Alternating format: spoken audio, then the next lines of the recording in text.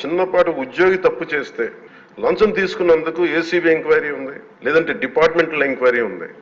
అలాంటిది రాష్ట్ర వ్యవహారాలు నడిపే ముఖ్యమంత్రి కానీ వారి సంబంధిత సభ్యులు కానీ స్టేట్ ఎక్స్చెకర్కి 18,860 కోట్ల రూపాయలు పైచులకు ప్రప్రథమంగా ఇక్కడే మనకు తేలుతూ ఉంటే వీళ్ళు శిక్ష పడకుండా ఎలా తప్పించుకుంటారు?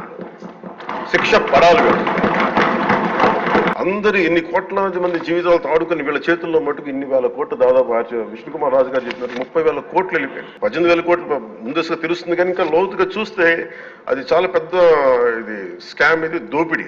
తప్పు చేసిన వాళ్ళని గత ప్రభుత్వం సంబంధించిన ఇది ఇట్స్ నాట్ అబౌట్ వెండేటా, పగా ప్రతీకారం కాదు. కానీ వీళ్ళని స్వేచ్ఛగా కనుక వదిలేస్తే వాళ్ళ అదృష్టవశాత్తు ఈ రోజు వాళ్ళు అక్కడ లేరు. వాళ్ళు కనుక ఉండుంటే వాళ్ళకి నిజంగా వాళ్ళకి సమాధానం చెప్పాల్సిన పరిస్థితి ఉండేది. తప్పించుకొని పారిపోయారు వాళ్ళు. ఈరోజు తప్పించుకొని పారిపోయారు.